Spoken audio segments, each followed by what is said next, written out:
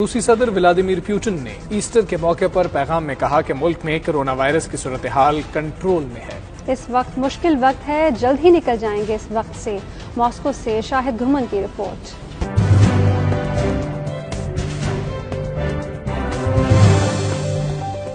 रूसी सदर Vladimir Putin ने ईस्टर के मौके पर वीडियो पैगाम जारी किया। उन्होंने ऑर्थोडॉक्स मसीहियों और रूसी शहरियों को ईस्टर की मुबारकबाद देते हुए कहा कि इस साल कोरोना वायरस की वजह से मजहबी त्योहार धूमधाम से नहीं मना सके। सदर पुतिन का कहना था कि इस वक्त सूरत हाल मुकम्मल तौर पर कंट्रोल में है, पूरी कौम मुतहद है और इस मुश्किल वक्त से जरूर निकल जाएंगे।